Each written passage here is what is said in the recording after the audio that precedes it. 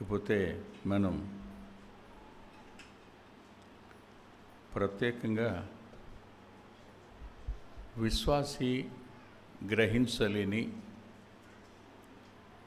ఏమరుపాటులో ఉన్న పాపాలు ఏమై ఉండాలి అని క్రమంగా అధ్యయనం చేస్తూ వస్తున్నాం.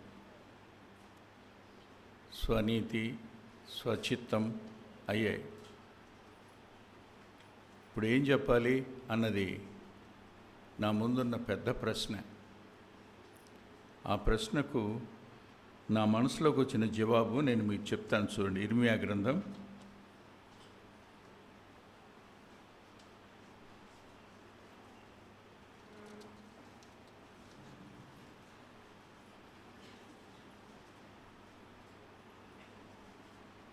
48వ అధ్యాయం.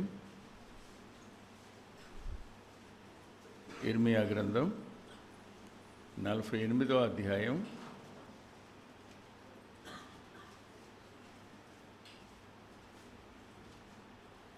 10వ వచనం.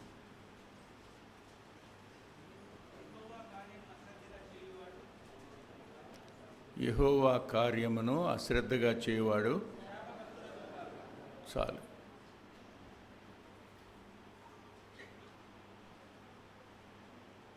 యెహోవా కార్యం, యెహోవా పని అశ్రద్ధగా చేసేవాడు శాపగ్రస్తుడు.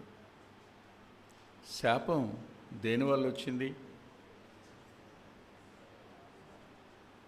ఏదేనలో దేవుడు భూమిని శపించాడు, మానవుణ్ణి కూడా. దేనివల్ల? పాపమేగా.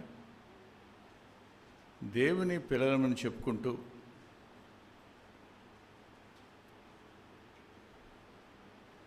దేవుని పరిచారకులమని చెప్పుకుంటూ సంఘంలో పెద్దలుగా ఉంటూ సువార్థికులుగా ఉంటున్నవారు ఆయన పనిని అశ్రద్ధ చేయడం. శ్రద్ధకు ఆపోజిట్ వర్డ్ ఏమిటి? అశ్రద్ధే కదా. అశ్రద్ధగా చేస్తే శాపగ్రస్తుడు అంటే అర్థం ఏంటి చెప్పండి? పాపం చేసిన వాడనేగా. నేను 1-2 ప్రశ్నలు అడిగాక ముందుకెళ్తాను. ఒకప్పుడు మనలో ఉన్న శ్రద్ధ, ఆసక్తి ఇప్పుడున్నాయా?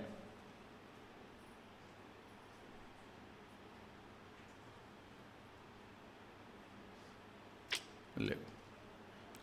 బిహెచ్ఎల్ దగ్గర మందిరం పని జరుగుతుంది. అప్పుడు అభిషేకం గారు, పాలాభిషేకం గారు అక్కడ దైవసేవకుడుగా ఉన్నాడు. నేను పని మీద గుడివాడ నుంచి హైదరాబాద్ వెళ్ళాను. నాకు తెలిసింది మందిరం పని జరుగుతుందని. నేను వెళ్ళి నిలబడ్డాను. ఆయన వచ్చే వరకు నిలబడ్డాను. తెలుసు ఆయనకి, నేను తెలుసు, నాకు ఆయన తెలుసు. ఓ స్నేహితుని ద్వారా పరిచయం. వెళ్ళి నిలబడి, పని జరుగుతుంది కదా, ఇటుకలన్నా అందిస్తాను, అవకాశం ఇస్తారా అంటే ఆయన ఏమన్నాడంటే, లేదు బ్రదర్, ఇప్పటికి ఎక్కువైపోయారు, కొద్దు చూద్దాం, రేపు ఎల్లుండి అవతల ఎల్లుండి అన్నాడు. ఎంత నిరాశపడి వచ్చాము, ఒక ఇటుక కూడా అందించలేకపోయాం కదా అని. ఇవాళ అందించే మనసు ఉందా? ఏం కోల్పోయాం?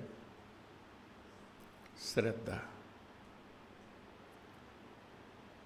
వాస్తవానికి చాలామందిలో ఇది పాపం అనే స్పృహ లేదు. పాపం అనే స్పృహే ఉంటే దేవుని మందిరంలో మనం ఏ సమయానికి ఉండాలి? ఏ టైంకి వస్తున్నాం? పనులుండి దూరం అయ్యి రావటం ఆలస్యం అయితే మనం ఏం చేయలేం. విచిత్రమైన సంగతి ఏమంటే, దూరంగా ఉన్నవాళ్ళు ముందు వస్తారు, దగ్గరగా ఉన్నవాళ్ళు ఆలస్యంగా వస్తారు. ఏమి లేక చెప్పండి? ఏమి లేక, అంతే. శ్రద్ధ అనే పదాన్ని నేను కొన్ని బైబిల్స్ని రిఫర్ చేస్తూ వచ్చాను, ఏమని ట్రాన్స్లేట్ చేశాడా అని. శ్రద్ధ అనే ఒకే ఒక పదానికి 4-5 పర్యాయ పదాలు వాడారు వాళ్ళు. ఒక్కో ట్రాన్స్లేటరు ఇంకో రకంగా వాడాడు. శ్రద్ధ అనే పదానికి ల్యాక్స్ అనే పదం వాడాడు, LAX, ల్యాక్స్ అని. శ్రద్ధ అనే పదానికి స్లాక్ అని రాశాడు, SLACK, స్లాక్ అని రాశాడు. శ్రద్ధ అనే పదానికి, శ్రద్ధ లేనిది అనే పదానికి నెగ్లిజెన్సీ అని పెట్టాడు.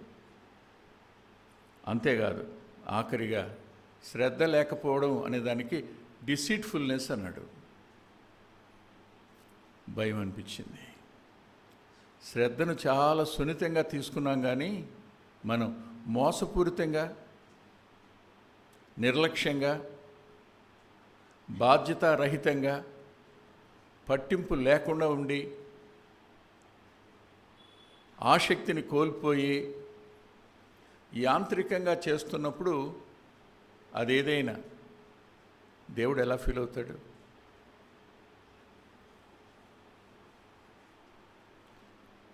మీ పిల్లలు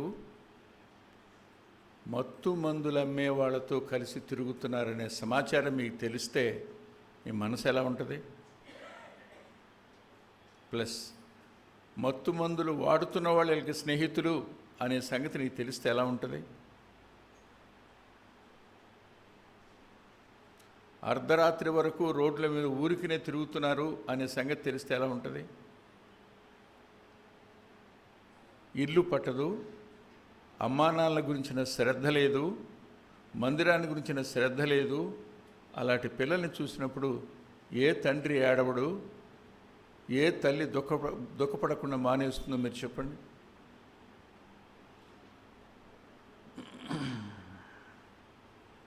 లేఖనంలో ల్యాక్స్ అనే పదానికి దృఢ నిశ్చేతను కోల్పోవడం, ఆసక్తి సన్నగిల్లిపోవడం అనే అర్థం ఇచ్చారు ల్యాక్స్ అనే పదానికి. స్లాక్ అనే పదానికి మందగించడం, స్లోనెస్, నిదానంగా చేద్దాంలే అనుకోవడం. ఇక్కడ నేను అనుకున్నాను, నేను 61 సంవత్సరానికి ప్రభు దగ్గరికి వెళ్ళిపోతాను అనుకున్నాను. అప్పటి వరకు నేను రిగరస్గా వర్క్ చేశాను. దేవుడు ఆ కృపనిచ్చాడు. రోజుకి 2-3 గంటల నిద్ర ఉంటే చాలా ఎక్కువ. కానీ 61 తర్వాత దేవుడు తీసుకోకపోయేటప్పటికీ నా మనసులో కొంచెం బాధ అనిపించింది. వయసు కూడా పెద్ద అయింది, దాన్ని అడ్డం పెట్టలేను, కానీ శ్రద్ధ తగ్గింది అనేది అర్థమైంది. ఇప్పటి పని ఆ రోజు చేయడం, ఏ రోజు చేయవలసిన పని ఆ రోజు చేస్తే మనం శ్రద్ధ గలవాళ్ళం. చేయం కదా. ఇక నెగ్లెక్ట్ అనే పదానికి కేర్లెస్నెస్ అని అర్థం, నిర్లక్ష్యం, లెక్కలేనితనం.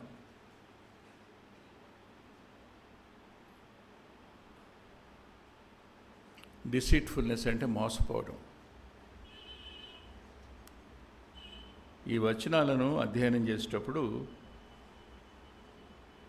సామెతల గ్రంథంలో 1-2 వచనాలు చూపించాక నిరూపణ దగ్గరికి వెళదాం. సామెతల గ్రంథం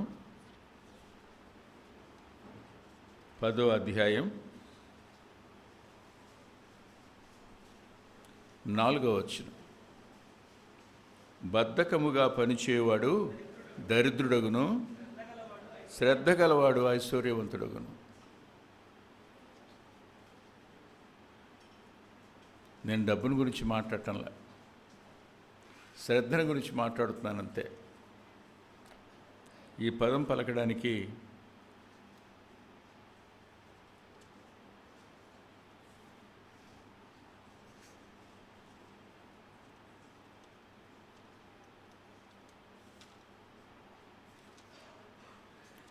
మీరు అన్యాయపు సిరి విషయంలో నమ్మకంగా లేకపోతే సత్య సంబంధమైన ఐశ్వర్యం మీకు ఎవడిస్తాడు? అది కదా లేఖనం. మరి బద్ధకంగా పనిచేసేవాడు శ్రద్ధ గలవాడు కదా అవుతాడా? మనం ఉదయం లేచాం, కాసేపు నిద్రపోవాలనిపిస్తుంది, కానీ పిల్లాడు స్కూల్కి వెళ్ళాలి, పాప పరీక్షకి వెళ్ళాలి. ఎప్పుడు లేస్తాం? అంతకంటే శ్రేష్టమైన పని కాదా దేవుని పని? దేవుని పనిలో మీ వంతు మీరు, నా వంతు నేను. అందరం కలిస్తేనే దేవుని పని. ఏ ఒక్కడి వల్ల అవ్వదు.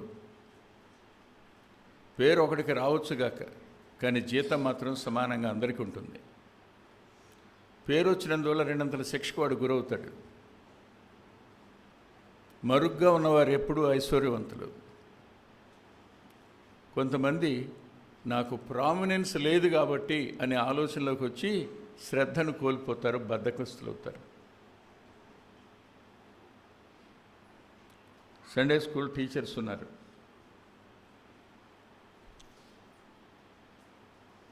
మన డానీ కానీ, సుధీర్ గారు కానీ, ముల్లర్ గారు కానీ ఆ రోజున కూర్చున్నప్పుడు ప్రైమరీ వాళ్ళకి ఎప్పుడు ప్రైమరీనే. వాళ్ళ మనసు ఏమనిపిస్తుంది? మమ్మల్ని ఎప్పుడు ప్రమోట్ చేస్తారని. వాళ్ళని నేను అడిగితే, అన్న వీళ్ళు సహించినంత మిగతా వాళ్ళు సహించలేరని వాళ్ళనే ఉంచుతున్నామన్నా అన్నారు. ఆ చిన్నపిల్లలతో తలకాయ నొప్పి కదా. మొట్టమొదటి యాక్టివ్గా ఉంటారు, పిల్లల్ని మంచిగా చూస్తారు, కానీ అసంతృప్తి ఎప్పుడు ప్రవేశించిందో అప్పుడు ఆ శ్రద్ధ అనేది క్షీణించడం ప్రారంభమవుతుంది. దేవుని పనిలో అసంతృప్తికి చోటు ఇవ్వకండి. శ్రద్ధ కోల్పోతారు, ఆసక్తి తరిగిపోతుంది, పట్టుదల పోతుంది, అన్నీ పోతాయి. ఇందువల్ల మనం దేవుణ్ణి బాధ పెట్టిన వాళ్ళం అవుతాం. ఆయన అంటాడు శాపగ్రస్తులు అంటాడు.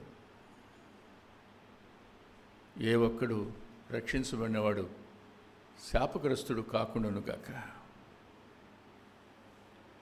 మరో మాట కూడా చూపిస్తాను చూడండి. ఇక్కడే సామెతల గ్రంథంలోని 12వ అధ్యాయంలో 24వ వచనం. శ్రద్ధగా పనిచేయువాడు ఏలుబడి చేయును, సోమరులు వెట్టి పనులు చేయవలసి వచ్చును.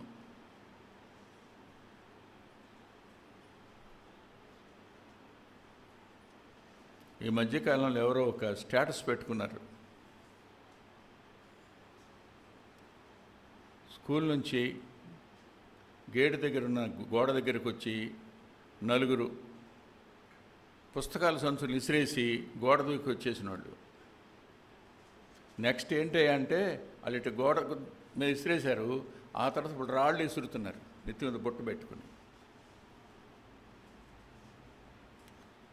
చదువు మీద శ్రద్ధ లేనివాడు చివరికి గతి పడుతుందని చెప్పడానికి వాళ్ళు చేశారు. ఆ పరిస్థితులు ఏర్పడతాయని.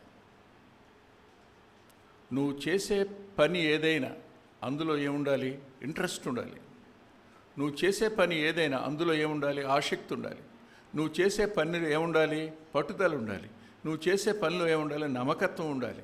నువ్వు చేసే పనిలో ఏముండాలి? క్షీణించేటువంటి మనసు ఉండకూడదు. చిన్న పని చేసినా దేవుడు లెక్క రాసుకుంటాడు. గిన్నెడు చన్నీళ్ళే లెక్క రాసినప్పుడు ఏది లెక్క రాయడు? చాలామంది కష్టం ఉంటుంది మందిరంలో నా మీద. ఎందుకు అంటే వాళ్ళు కష్టపడతారు, చాలా బాగా చేస్తున్నారు అని అన్న నేను. రమణమ్మ ఎక్కడున్నావు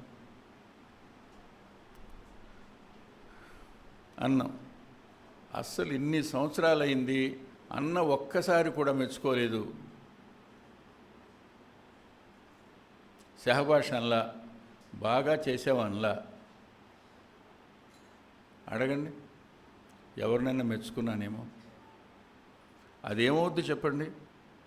చాలామంది అమ్మ నువ్వు తప్ప ఎవర్రా ఇంత బాగా ఉండేది అని అంటే,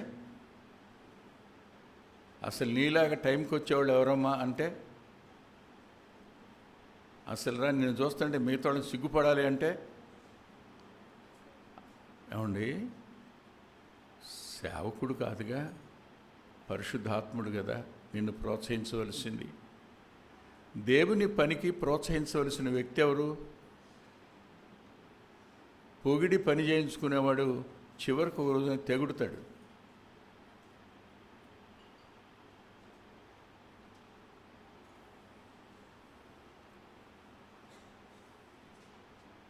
నేను దీనికి బైబిల్లో నుండి 3 లేదా 4 సంఘటనలు చూపించి ముగిస్తాను. ఇది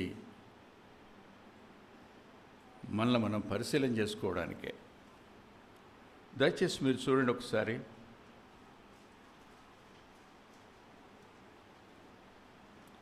రాజులు 2వ గ్రంథం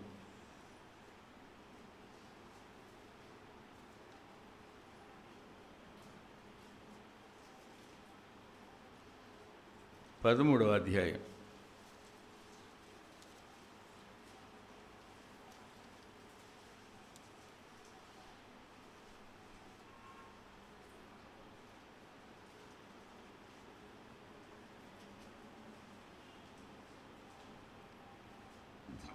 పదమూడవ అధ్యాయంలో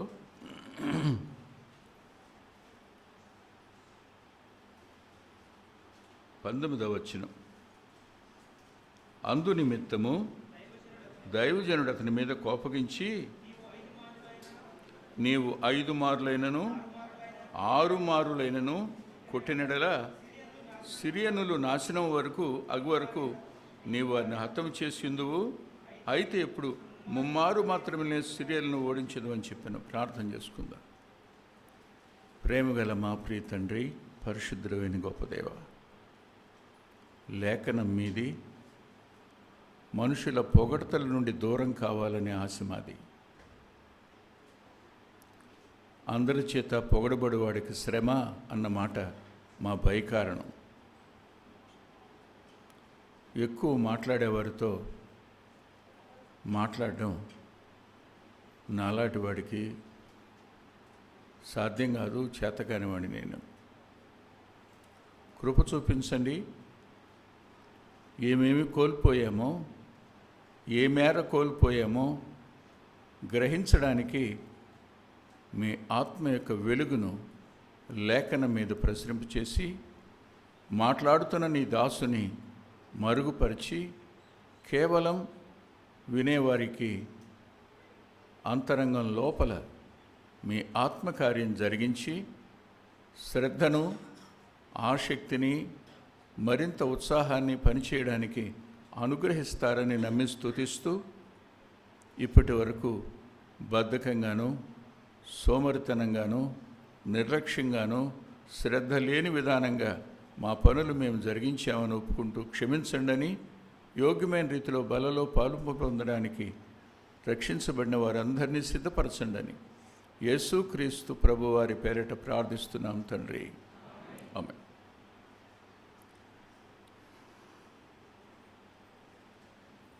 ఇశ్రాయేలు రాజు యెహోయాష్. ఎలీషా పడక మీద ఉన్నాడని, రోగగ్రస్తుడయ్యాడు అనే మాట వినపడగానే వెళ్ళాడు. వెళ్ళి కన్నీరు గార్చాడు, ఏడ్చాడు. చూడండి అన్నమాట 14వ వచనం. అంతటా ఎలీషా మరణకరమైన రోగం చేత పీడితుడై ఉండగా ఇశ్రాయేలు రాజైన యెహోయాషు అతని ఎద్దుకు వచ్చి అతని చూచి కన్నీరు విడుచుచు, నా తండ్రి, నా తండ్రి, ఇశ్రాయేలు వారికి రథమును. చాలు. ఎలా తెలిసింది అతనికి?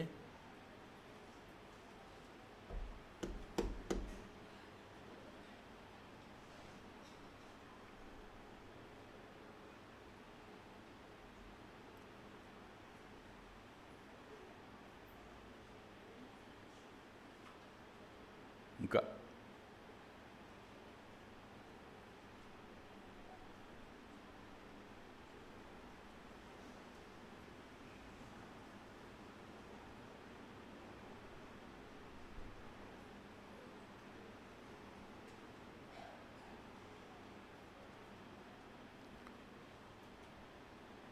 ఏలియా ఆరోహణం అవుతున్నప్పుడు ఎలీషా పలికిన మాటలు ఇవి.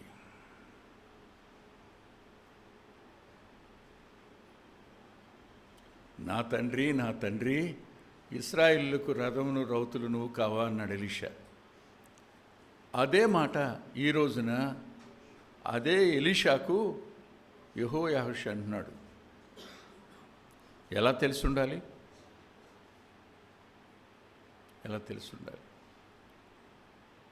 ఒక ప్రవక్త వల్ల మాత్రమే జయం వచ్చిందని, ఆ ప్రవక్త మాత్రమే ఉజ్జీవానికి కారకుడని, దేవుడు అతన్ని వాడుకోవడం వల్ల దేవునికి విరోధులైన వారికి పశ్చాత్తాపం వచ్చిందని, ప్రజలు మరలా సమకూడి ఆయన్ని ఆరాధించేవారుగా మారారు అనే సత్యం ఎలీషాకు తెలుసు. ఏలియా చేతుల మీద నీళ్లు పోసేవాడు. అదే అనుకున్న పేరు.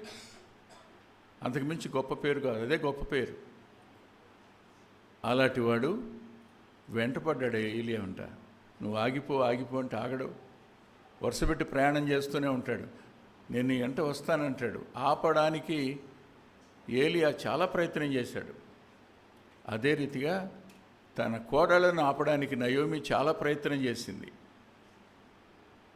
కానీ ఒక ఆమె అయితే ప్రయత్నానికి తల ఉంచి వెళ్ళిపోయింది, కానీ ఒక ఆమె మాత్రం తనకున్న పట్టుదలను వదిలిపెట్టలా.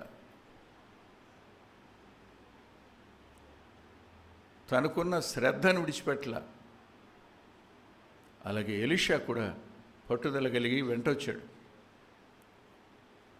యోర్దాను దాటి అద్దరికి వెళ్ళారు. చూస్తూ ఉండగానే సుడిగాలి వీచింది. రథం వారిద్దరి మధ్య నుంచి వెళ్ళిపోతుండగా ఏలియాని రథంలోకి తీసుకున్నారు. అలా ఆకాశంలోకి వెళ్ళిపోవడం చూసి ఒంటరిగా నిలిచిపోయిన ఎలీషా అన్నాడు, నా తండ్రి, నా తండ్రి, ఇశ్రాయేలుకు రథమును రౌతులు నువ్వు కావా అన్నాడు. అంటే నేను నిన్ను చూశానయ్యా వెళ్ళిపోతున్నప్పుడు అని. అప్పుడు పైనుండి దుప్పటి కింద పడింది. నేను వెళ్ళిపోవడం నువ్వు చూస్తే నీకు రెండంతలు, నువ్వు అడిగావుగా నన్ను, రెండంతల ఆత్మపాళ్ళు అంటే ఏదో అద్భుతాలు చేయాలని కాదు, చేశాడు ఆయన, కానీ కాదు. నీ పని నేను చేయాలి అని అంటే నీ స్థానంలో నాకేం కావాలి? నీకున్న ఆత్మలో రెండంతల పాలుంటే తప్ప నేను చేయలేను. ఎలీషా తన అశక్తతను గుర్తించినవాడు. ఏం కావాలో అడిగి పొందడానికి ప్రయత్నం చేసినప్పుడు, నేను వెళ్ళేటప్పుడు నువ్వు కనపడితే అంటాడు. కనపడడం ఏంటి అన్నానుగా నేను, నువ్వు కనపడ్డా వెళ్ళిపోవడం. అప్పుడు పైనుంచి దుప్పటి పడింది. దుప్పటి భుజాన వేసుకున్నాడు. యోర్దాన్ దగ్గరికి వచ్చి, ఇందాక ఏలియా ఏం చేశాడు? ఎలీషా దుప్పటిని కొట్టి, ఏలియా దేవుడు ఎక్కడా అన్నాడు. యోర్దాన్ రెండుగా చేరింది. నడిచి అద్దరికి వచ్చాడు. ఇప్పుడు ఏలియా దేవుడే, ఎలీషా దేవుడు. అదే ఎలీషాని రాజు అంటున్నాడు, నువ్వు మాకు రథం నువ్వే, రౌతులు నువ్వేనయ్యా అని ఏడ్చాడు. ఏడ్చిన తర్వాత కారణం ఏంటి? సిరియా వారు మాటి మాటికి యుద్ధానికి వస్తున్నారు. సిరియా వారిని భోజనం పెట్టి పంపించింది ఎవరు? ఈయనే. అంతఃపురంలోనికి వచ్చేసాక చంపుదునా అంటే, శత్రువు ఇంటికి వస్తే చంపుతారు, అన్నం పెట్టి పంపించండి అన్నాడు ఈయన. ఇవాళ పడక మీద ఉండి కృతజ్ఞత లేకుండా వ్యక్తులు శత్రుత్వం వహించి వస్తున్నప్పుడు ఒక మాట అన్నాడు, విల్లు అంబులో తీసుకో అన్నాడు. ఏమన్నాడు చూడండి, 15వ వచనం. అందుకు ఎలీషా, నీవు వింటిని బాణములను తీసుకొని మన అతనితో చెప్పగా, అతడి వింటిని బాణములను తీసుకొనెను. నీ చెయ్యి వింటి మీద ఉంచుమని అతడు ఇశ్రాయేలు రాజుతో చెప్పగా, అతడు తన చెయ్యి వింటి మీద ఉంచినప్పుడు ఎలీషా తన చేతులను రాజు చేతుల మీద ఉంచి. Wonderful description.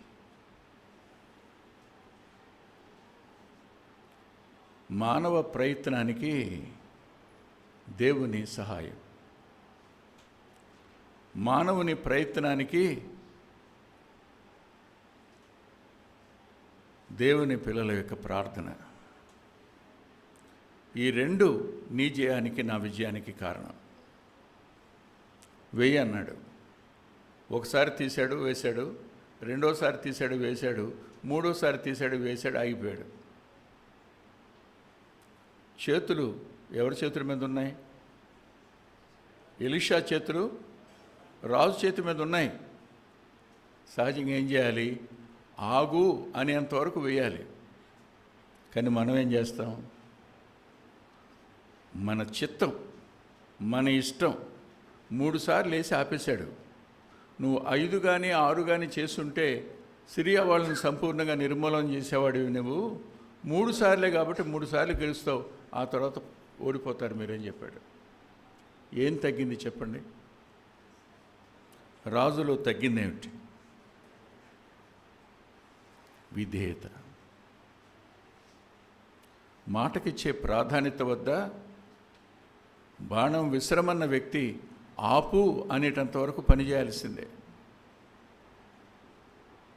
ఎవరో ఇచ్చిన పని కాదుగా.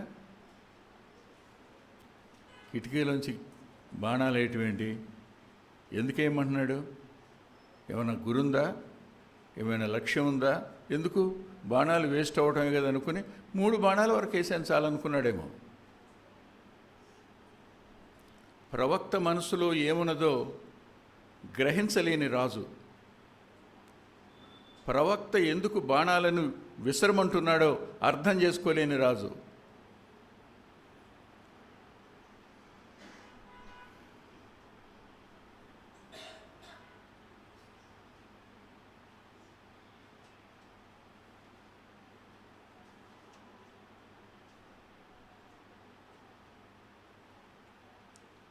జరిగేటప్పుడు 17వ వచనం చూడండి.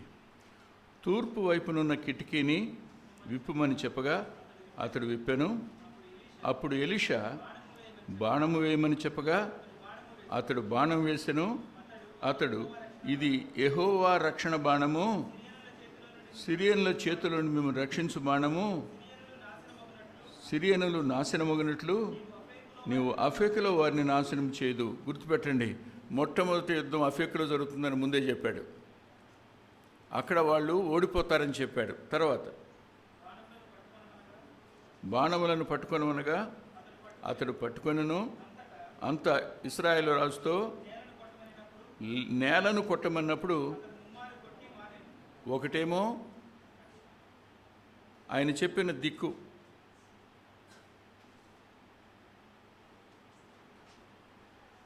తూర్పు దిక్కు. ఆ తర్వాత నేలకు వేసి కొట్టమన్నాడు.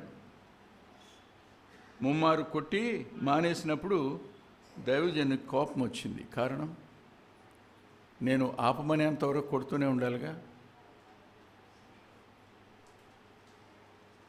జ్ఞాపకం పెట్టుకోండి, పని అనేది దేవుడు ఆగమనేంతవరకు చేయాలి. కానీ మనం అయితే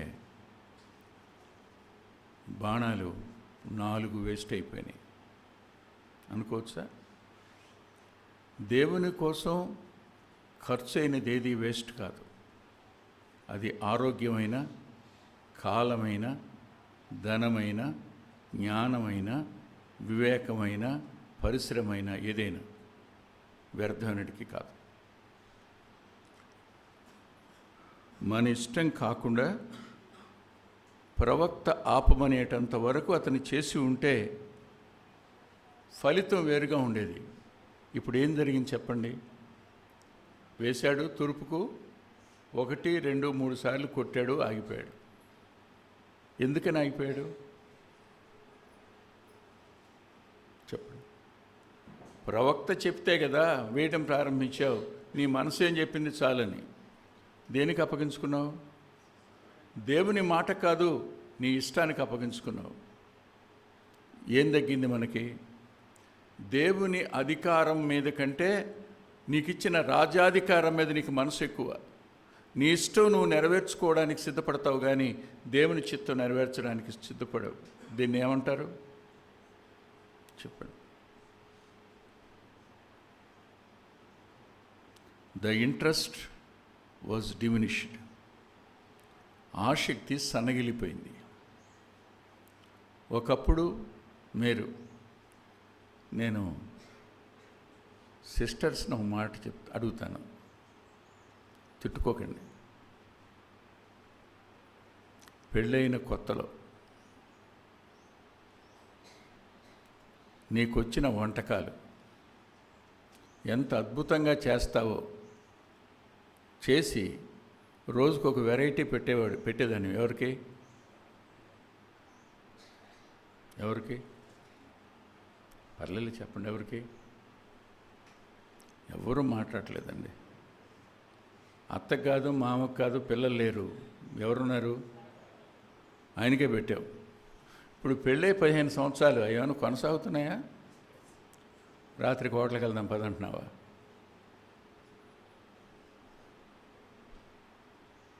ఏం తగ్గింది? మీరే చెప్పండి, ఏం తగ్గింది? జాగ్రత్త. ప్రతిదీ లెక్క కడతాడు ఆయన,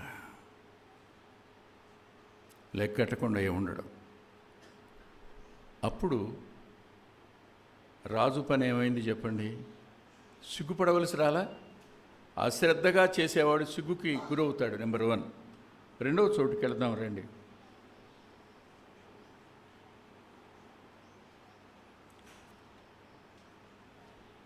న్యాయాధిపతుల గ్రంథం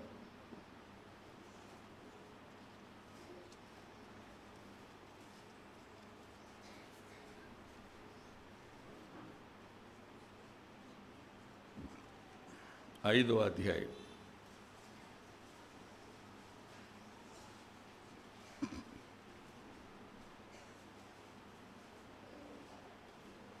23వ వచనం. న్యాయాధిపతుల గ్రంథం 5వ అధ్యాయం 23వ వచనం. యెహోవా దూత ఇట్లనెను, మేరోజును శపించుడి, దాని నివాసుల మీద మహాశాపము నిలుపుడి. యెహోవా సహాయమునకు వారు రాలేదు, బలిష్ఠులతో కూడి. ఇక్కడ మేరోజు అనే పదానికి మనకేమి హిస్టారికల్ ప్రూఫ్ ఏం కనపడలా, కానీ ఇది యుద్ధ సమయం. యుద్ధ సమయంలో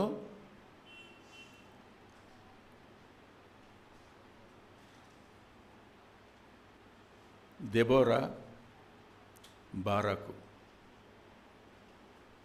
సిసెరా అనే వ్యక్తితో యుద్ధం చేయడానికి బయలుదేరాలి. కొన్ని వేల మందిని సమకూర్చుమని సిసెరా చెప్తుంది. చూడండి,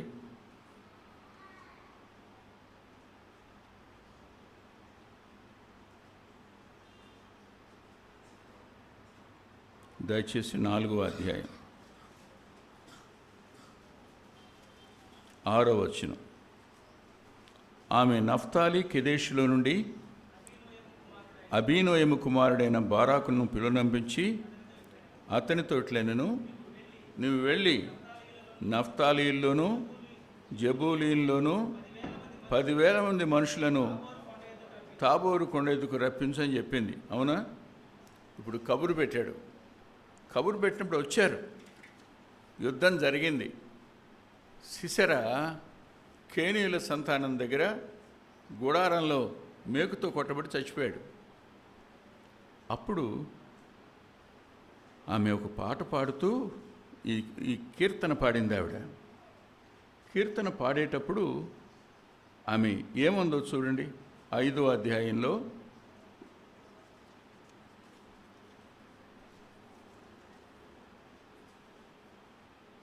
17వ వచనం.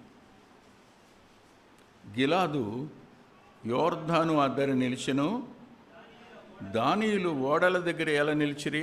అవుదా, ఇశ్రాయేలీయుల మీదకి యుద్ధానికి వచ్చిన సిసెరా, అతని ఇనుప రథాలు, యోధులు బయలుదేరి వెళ్ళేటప్పుడు వీళ్ళు వ్యాపారం దగ్గర నిలబడ్డారు, ఓడల దగ్గర. ఎవరు వీళ్ళు? దానియులు. ఎవరితో కలిసి రాలా? వాళ్ళే చేసుకుంటారులే, నాకెందుకు అనుకున్నారు. దేవుని పని ఎవరో చేస్తున్నారు, మనకు బాధ్యత లేదు అని అనుకోవడం. ఇది గెలుపు కోసం కష్టపడి పనిచేయడం, జయం కోసం తమ వంతు తాము పోరాడడం. పోరాడే వద్ద వచ్చారు, 10,000 మంది వచ్చారు. కానీ దెబోరా అంది, దానియేలు ఓడల దగ్గర ఎందుకు నిలబడ్డారు అంది. దాను గోత్రం కలిసి రాల.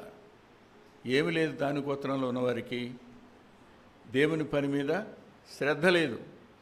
ఆయన అంటాడు, యెహోవా సహాయమునకు వారు రాలేదు. దేవుని పని అంటే దేవునికి భూమి మీద సహాయం చేయడం.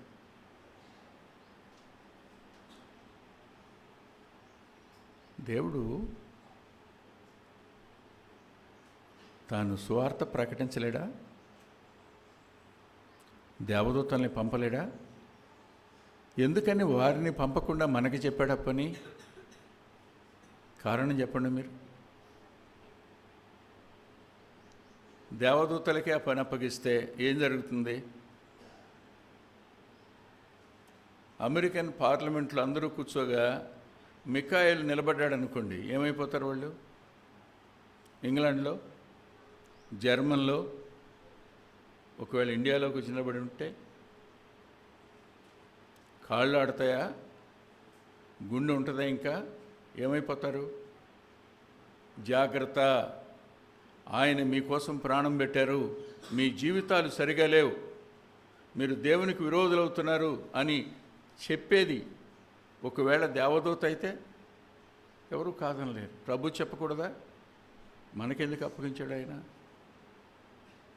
మనం ఆయన రక్తం విలువ మనకు తెలుసని, ఆయన పడిన శ్రమల విలువ మనకు తెలుసని, ఆయన మరణం విలువ మనకు తెలుసని, ఆయన పునరుద్ధానం విలువ మనకు తెలుసని, వీటన్నిటిలో మనం పాలుపంపులు పొందామని, మన స్వానుభవం ద్వారా కొన్ని ఆత్మలను రక్షించడానికి అగ్నిలోంచి లాగినట్టుగా లాగడం కోసం మనం ఉపయోగపడతామని ఆయన ఉద్దేశించాడు. మనం ఏం చేస్తాం? అశ్రద్ధగా, బద్ధకంగా, సోమరితనంతో, నిర్లక్ష్యంగా, ఉదాసీనతతో మనం ఉంటాం. చెప్పడానికి ఇష్టపడం. దానియేలు ఓడలో నిలిచిరంటూ అషేరీయులు సముద్ర తీరమున తమ అఖాతముల దేల నిలిచారు.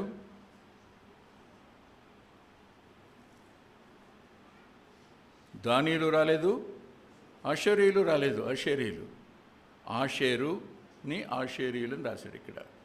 అంటూ క్రింద చదవండి ఏం జరిగిందో. అసలు బాధ కలిగే విషయం. జబూలూనీలు మరణ భయము లేక ప్రాణము తృణీకరించుకున్న జనం, నఫ్తాలీలు భూమి మెట్టల మీద ప్రాణమును తృణీకరించారు.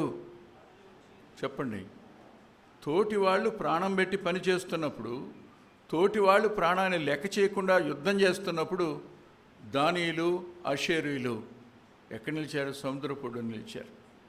ఏది ముఖ్యం వాళ్ళకి? ఎప్పుడైనా ఆసక్తిని కోల్పోయి ఐక్యతను పోగొట్టుకుని యుద్ధంలో మనకు పాలుంది అనే సత్యం మనం పాటించకపోతే జరిగేదేమిటి చెప్పండి? శాపం కదా. కలిసి పోరాడే దగ్గర కలిసి పనిచేయాలి. కలిసి పనిచేసేటప్పుడు కొంతమంది ఉంటారు, వాళ్ళకి కొంచెం నోరు పెద్దది. కొంతమంది ఉంటారు తామే డామినేట్ చేయాలనుకుంటారు. కొంతమంది ఉంటారు ప్రతిదానికి ఎదుటి అఫెండ్ చేస్తుంటారు. వాళ్ళని బట్టి మనం మానేయకూడదు. వాళ్ళ లెక్క దేవునికి వాళ్ళు చెప్పుకుంటారు అంతే. గుర్తుపెట్టుకోండి, మనం తగ్గింపు కలిగిన వాళ్ళమై అందరికీ దాసులంగా మనం పనిచేయగలిగితే దేవుని దృష్టిలో గొప్పగా ఉంటాం. నోరు చేసుకుని ఇష్టం వచ్చినట్టు మాట్లాడి ఎదటివాడిని గాయపరిచే వారికి ఉండే లెక్క ఆయన చూసుకుంటాడు. కానీ నమ్మకంగా పనిచేసేవాడికి దీవెనలు మెండు అనే లేఖనంలో ఉంది. ఈ రోజున దేవుని పని మనకు అప్పగించు, ఏ చిన్న పని అయినా ఆ పనిలో మనం శ్రద్ధగా ఉన్నామా, అశ్రద్ధగా ఉన్నామా ఊహించండి ఒకసారి. మొట్టమొదటేమో అతడు బాణాలు వేసే దగ్గర చాలు అనుకుని తన ఇష్టానికి అప్పగించుకున్నవాడు. వీళ్ళైతే వ్యాపారానికి అప్పగించుకుని యుద్ధానికి రాలా. ఈ దేశాన్ని కాపాడడానికి కొన్ని గోత్రాలు ప్రాణం పెట్టడానికి ముందుకెళ్ళినప్పుడు వాళ్ళతో కలిసి ముందుకు వెళ్ళలేని దానియేలు, అషేరీయులు కనపడ్డారు. ఈ రోజుల్లో కూడా నేను చాలా రోజుల నుంచి చెప్తున్నా, తెల్లవారుజాము ప్రార్థన ఆరంభించండి అని.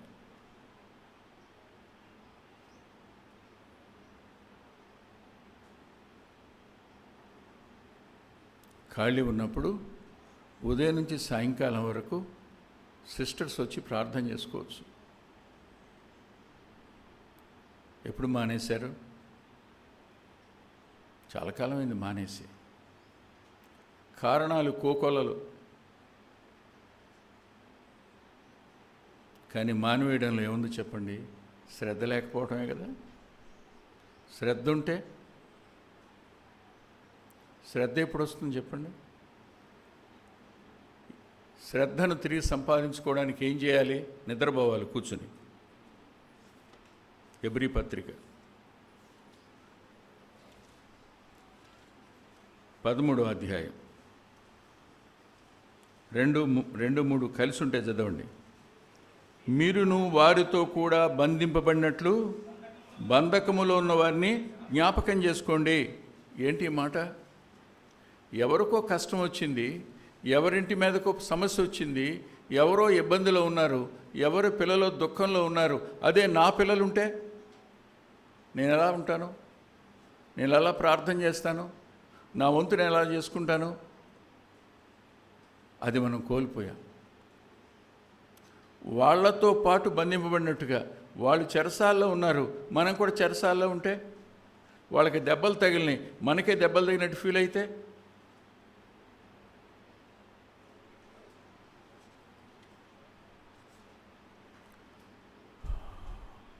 రాను రాను మనం పని చేస్తున్నాం ప్రేమ లేకుండానే. పని చేస్తున్నాం దేవుని మహిమ కోసం కాదు. పని చేస్తున్నాం, ప్రయాసపడుతున్నాం, కానీ శ్రద్ధ కలిగి కాదు. తప్పదని వేలు పెట్టంగా ముగించి పూర్తి చేసి ఆ తర్వాత మానేద్దాంలే అనుకుని, దేవుని పని కొన ఊపిరున్నంత వరకు చేయాలి. తప్పదు, మర్చిపోకండి.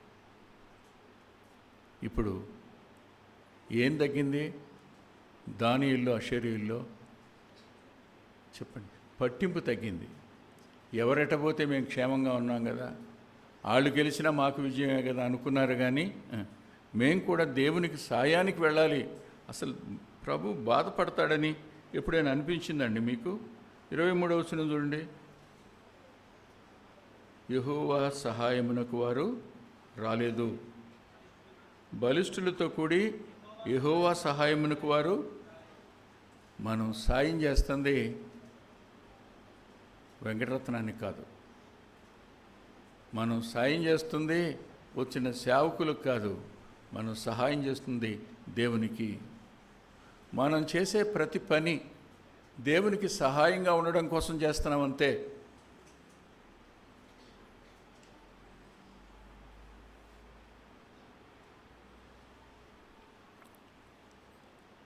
ఒకరోజు తెల్లవారుజామున లేచి మళ్ళా పండుకుంటా. బాగా అలసట ఉంటుంది, మీటింగ్కి వెళ్ళి వచ్చి నిద్రపోతా. పెందల కడేసి వచ్చేటప్పటికి అన్నీ కడిగి అంతా శుభ్రంగా ఉంచుతారు వీబీఎస్ కోసం. నేను వెళ్ళి, అమ్మాయి వచ్చేళ్ళారు అమ్మాయి వాళ్ళు అంటే, తెల్లవారుజాము వచ్చేసి వెళ్ళిపోయారండి. ఎవరు చూస్తారని? దేవుడు చూస్తాడని. ఎవరి కోసం చేశాం? దేవుని కోసం చేశాం. ఎవరి పనిది? దేవుని పనిది. ఎవరికి సహాయకులం అయ్యాం? దేవునికి సహాయకులం అయ్యాం. ఈ స్పృహ తగ్గితే ఖచ్చితంగా మనం దేవుని పని విషయంలో శ్రద్ధను కోల్పోతాం.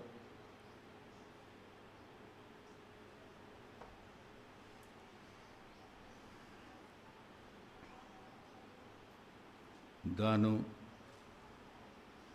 నఫ్తాలీలకు నిర్లక్ష్యం, బాధ్యతారాహిత్యం కనిపించింది. అదే ఎలీషా దగ్గర స్వచిత్తానికి అప్పగించుకుని దేవుని సార్వభౌమ అధికారానికి అప్పగించుకోకుండా ఆపు అనేంతవరకు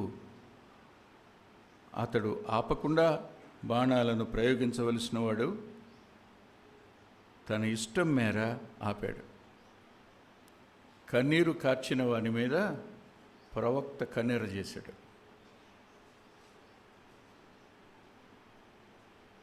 5 కానీ 6 సార్లుగానో కొట్టి ఉంటే అన్నాడు. చెప్పడు. అబ్బాయి ముందే చెప్తే కొట్టుండగా ఈ మాటలెల్లా ముడియాదప్ప.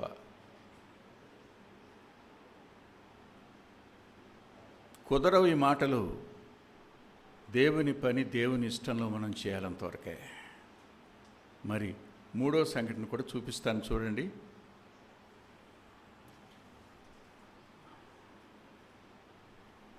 రాజులు మొదటి గ్రంథం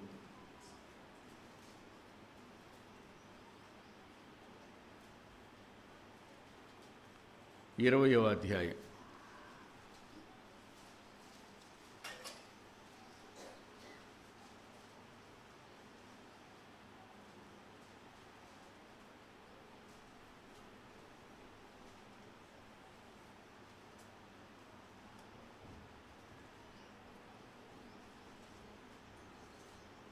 ముప్పై 39-40 వచనాలు.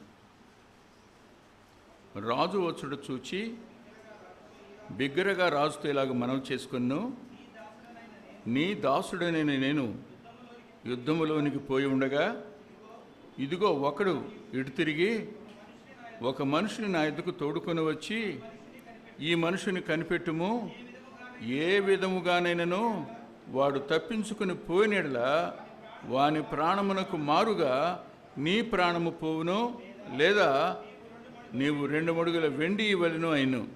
అయితే నీ దాసుడైన నేను పని మీద అక్కడ తిరుగుచుండగా వాడు కనపడకపోయాను.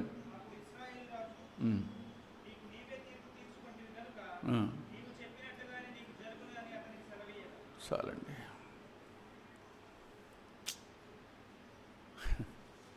దావీదు తనకు తానే తీర్పు తెచ్చుకున్నాడు, 1కి 4 ఇవ్వాలని.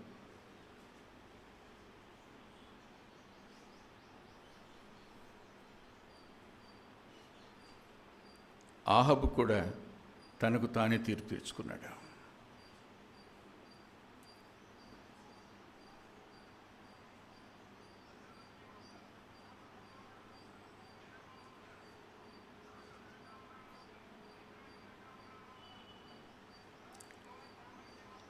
యుద్ధానికి బెన్హదదు మీదకి వెళ్ళారు. వెళ్ళి అతన్ని గెలిచి తిరిగి వస్తున్నారు. గెలిచారు. గెలిచాక బెన్హదదు పారిపోయాడు. పారిపోయి పట్టణంలో ప్రవేశించాడు.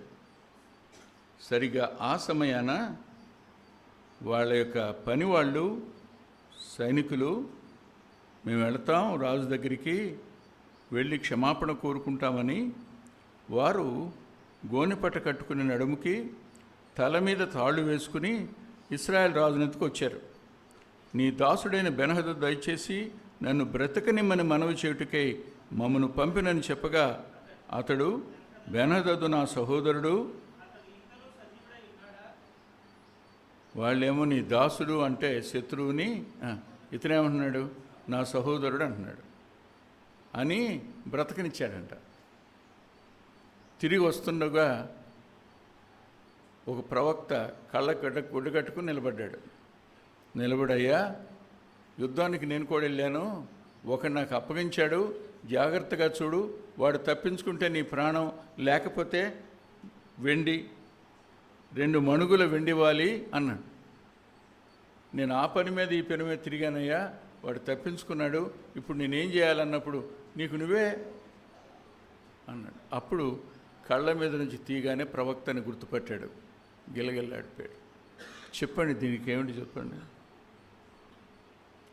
దేవుని పని అలసత్వంతో చేయడం,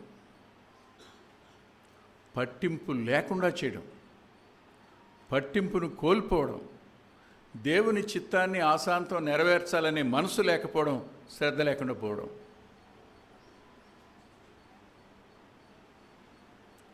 శత్రువు దొరికాడు, అనేక మార్లు యుద్ధానికి వచ్చాడు. ఒకసారి ఏం జరిగిందో తెలుసు, అయినా సరే బుద్ధి రాలా. అలాంటి వ్యక్తిని రథం ఎక్కించుకుని భలే సంతోషంగా వస్తున్నాడు. ఎవరు? ఎందుకని? దేవుని మాటను వినక, దేవుని మాటను తూచా తప్పకుండా జరిగించక, తానేదో ఆ రాజు మీద ప్రేమ ఉన్నట్టు, ఆ రాజును కాపాడడం ద్వారా తానేదో సిరియాలో గొప్పవాడిని అనిపించుకుంటాను అనుకున్నాడేమో తెలీదు.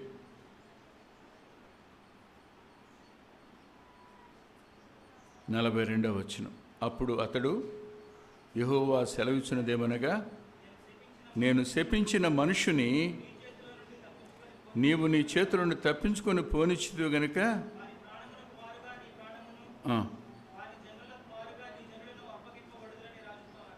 ఇశ్రాయేల్ రాజు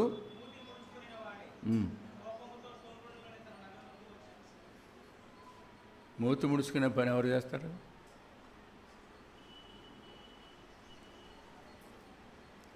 ఇతనికి ఇది అలవాటు.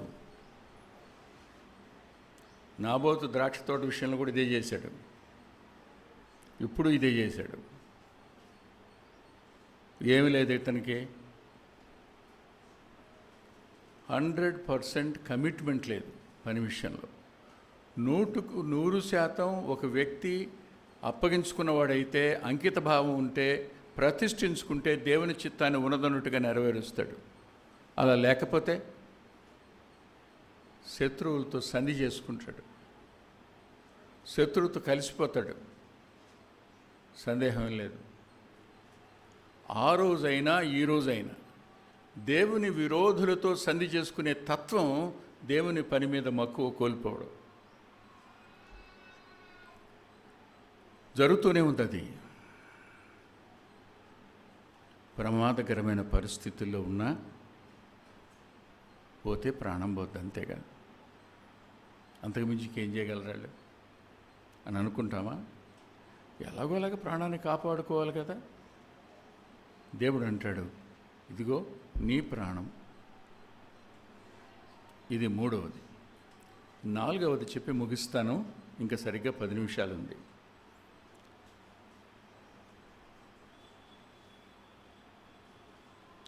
రాజులు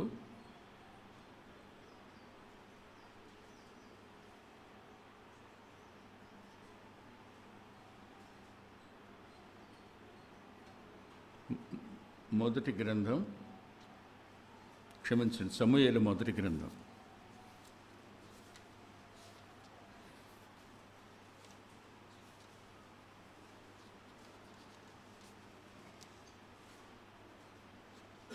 15వ అధ్యాయం.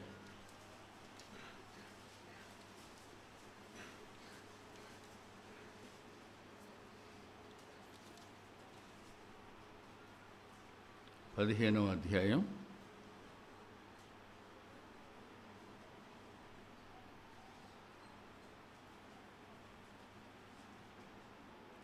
3వ వచనం. ఎవరికి వారు చదువుకోండి, గట్టిగా చదవండి అందరూ.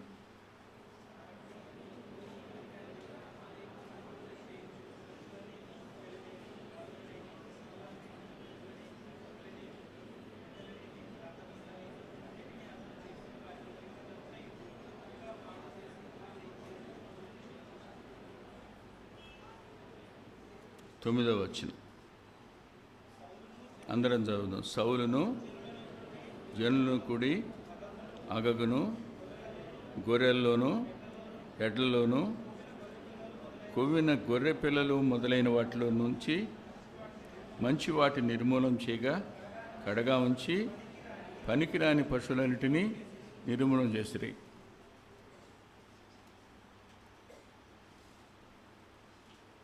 ఏం చెప్పాడు దేవుడు? అమాలేకీయుల పేరు భూమి మీద లేకుండా తుడిచివేయాలన్నది నా ఉద్దేశం అన్నాడు. వీళ్ళు ఏం చేశారు? అగగును బతకనిచ్చారు, కొవ్విన వాటిని, బలమైన వాటిని పక్కకు పెట్టారు. ఎందుకో తెలుసా? ప్రజలు దోపుడు సొమ్ము మీదకి ఎగబడ్డారట. వాళ్ళు ఎగబడితే ఈయన చూస్తా ఊరుకున్నాడు, కానీ ఏం చేయలే. తన కోసం కూడా వస్తుందిగా భాగం. ఇది మోసపూరితంగా దేవుని పని చేయడం.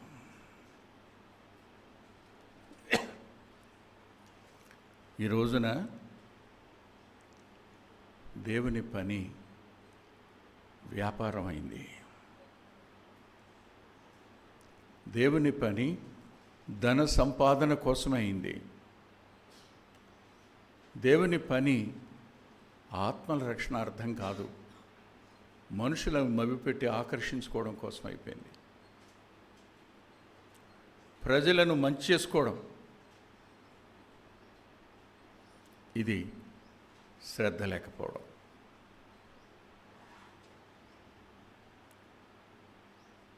సౌలులో మోసం ఉంది, ఆహాబులో చెప్పండి ఏముంది? సంధి చేసుకుని సంతోషించే గుణం ఉంది. యెహోషు ఏముంది? ఏం కనిపించింది? తన స్వచిత్తానికి లోబడి సంపూర్ణంగా దేవుని మాటకు లోబడని వాడుగా మిగిలిపోయినాడు. ఇలా చూస్తున్నప్పుడు దేవుని పని అశ్రద్ధగా చేసేవాడు శాపగ్రస్తుడు. పశ్చాత్తాపడ్డారా?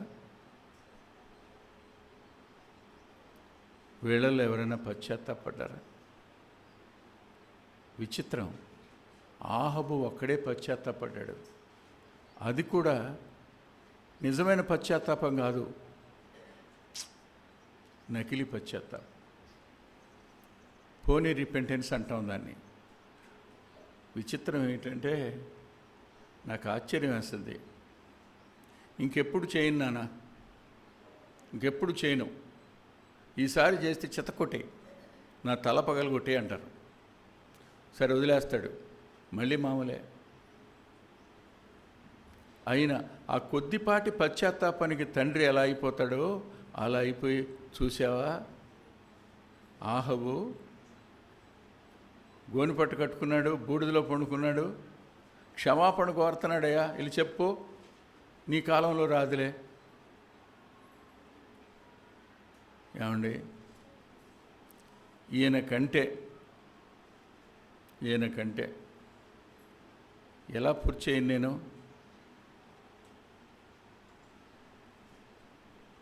బిఎం రవిదాస్ గారు అనేవాడు, అయ్యా పెద్ద కుమ్మరోడు కదయ్యా ఆయన. అలాంటోళ్ళు అనొచ్చు, మనం అనలేం. ఎలాంటోడు అయినా చెప్పండి, ఊరికినే కరిగిపోతాడండి. కన్నీటిని చూసి కరిగిపోయాడు కనుక ఇప్పటిదాకా బతుకున్నాం మనం. మన పశ్చాత్తాపాన్ని చూసి ఆనందించేవాడు కాబట్టి ఇప్పటిదాకా బతుకున్నాం మనం. లేదా ఎప్పుడో టపా కట్టేయాల్సిందే. అశ్రద్ధగా చేసిన కారణాన ఆహాబు లేడు, సౌలు లేడు, మిగిలిన రాజులు లేరు. మోసపూరితంగా చేశారు. అగగును సమూయేలు తుత్తునీలుగా చేశాడు. సౌలుతో చెప్పాడు, నీ రాజ్యాన్ని తీసివేసి వేరొకటికి ఇస్తాడు, జాగ్రత్త అని. మీరు ఆలోచించండి. ఇప్పుడు మనలో దేవుని పని విషయంలో అశ్రద్ధ అనేది. మా బాబురావు అనుకుంటాడు, నేను చేస్తుంటే మానిపించాడు ఈయన.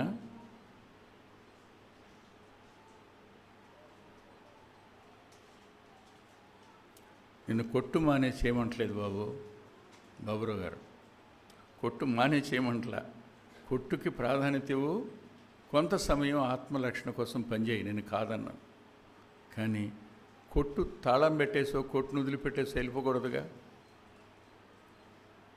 నా చేత బాగా తిట్టుకున్నది ఎవరో చెప్పండి.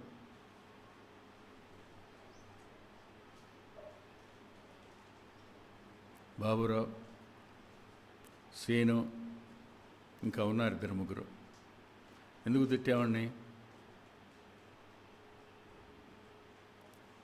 నా మాటలే ఇంత గాయమైతే ప్రవక్త పలికినప్పుడు ఎవరి గుండెలు నిలకడగా ఉంటాయి చెప్పండి? ఎవరు నెమ్మదిని కలిగి ఉంటారు చెప్పండి? పశ్చాత్తాపడరా? దేవుడు పశ్చాత్తాపడిన వారిని వదిలిపెట్టడు, ఖచ్చితంగా తిరిగి సమకూర్చుకుంటాడు. దేవుని పని అనగానే సమయం పాటించాలి. దేవుని పని అనగానే శ్రద్ధ కలిగి ఉండాలి. దేవుని పని అనగానే శక్తి మేర చేయాలి. అందుకని అంటాడు, నీ చేతికొచ్చిన పని ఏదైనా శక్తి వంచన లేకుండా చేయి అంటాడు. వంచుకోవడం అనే పదం డిసిట్ఫుల్నెస్.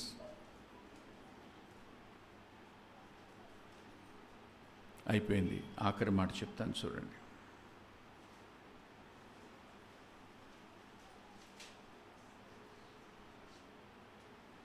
కొరింథీయులకు రాసిన మొదటి పత్రిక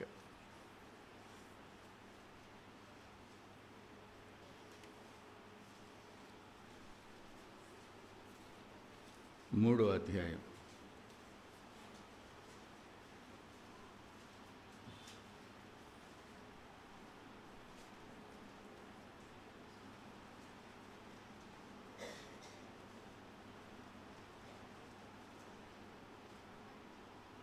10 నుంచి 15 వచనాలు. దేవుడు నాకు అనుగ్రహించిన కృప చొప్పున నేను నేర్పరి అయిన శిల్పకారుని వలె పునాది వేసుకుని మరి ఒకడు దాని మీద కట్టుచున్నాడు. ప్రతివాడు దాని మీద ఎలా కట్టుచున్నాడో జాగ్రత్తగా చూసుకుని వెళ్ళను. వేయబడిన తప్ప మరొక పునాది ఎవడును వేయనేరడు. ఈ పునాది యేసుక్రీస్తే. ఎవడైనా నీ పునాది మీద బంగారము, వెండి, వెలగల రాళ్ళు, కర్ర, గడ్డి, కొయ్యకాలు మొదలైన వాటితో కట్టినడలా వాని పని కనబడును. ఆ దినము దాన్ని తేటపరచును, అది అగ్ని చేత బయలుపరచబడును. మరియు వాని పని ఎట్టిదో దాని అగ్నియే పరీక్షించును. పునాది మీద ఒకడు కట్టిన పని నిలిచినడలా వాడు జీతం పుచ్చుకొను. కాల్చివేయబడినడలా వానికి నష్టం కలుగును. అతడు తన మట్టుకు రక్షించబడు కానీ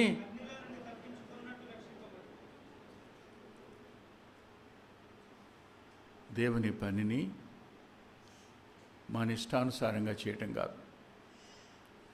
కొయ్యకాలు, పొట్టు ఇవన్నీ దేని చూపిస్తాయి? దేవుని పని ఎడల అశ్రద్ధను చూపిస్తాయి. వెలగలరాళ్ళు, వెండి, బంగారం శ్రద్ధను చూపిస్తాయి. దేవుని పనికి ఇవ్వవలసిన విలువను చూపిస్తాయి. ఉదాహరణలు గుర్తొస్తున్నాయి కానీ చెప్పడానికి మనసులో ఆగిపోతున్నా. మనం చేసే పని అగ్ని పరీక్షించినప్పుడు మన శ్రద్ధను, మన నమ్మకత్వాన్ని, మన కమిట్మెంట్ని దేవుడు కొలుస్తాడు. కొలిచినప్పుడు బహుమానం వస్తుందా, పోగొట్టుకుంటామా? మీరే ఆలోచించండి. తల్లు వంచండి, ప్రార్థన చేసుకుందాం.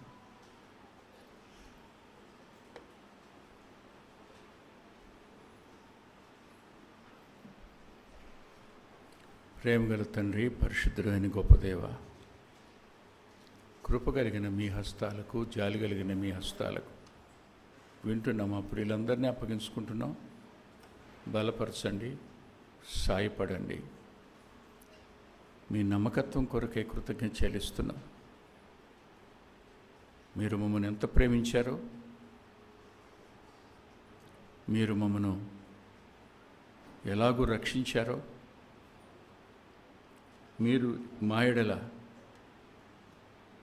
ఎలాంటి అనురాగాన్ని చూపించారో, మీరు అప్పగించిన పని వద్ద అందులో 1% మేము శ్రద్ధ లేని వారంగా ఉన్నామని, అది విశ్వాసిలో ఉండే అశ్రద్ధ అని, అది కూడా పాపమే అవుతుందని, శాపానికి హేతు అవుతుందని మీ లేఖనంలో నుంచి మాట్లాడుకోవడానికి కృపనిచ్చారు.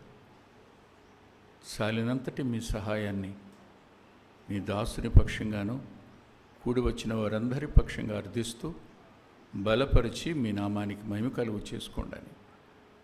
మీ ప్రియకుమారుని రక్తాన్ని, ఆయన పొందిన శ్రమలను, ఆయన మరణాన్ని, ఆయన పునరుద్ధానాన్ని జ్ఞాపకం చేసుకుంటూ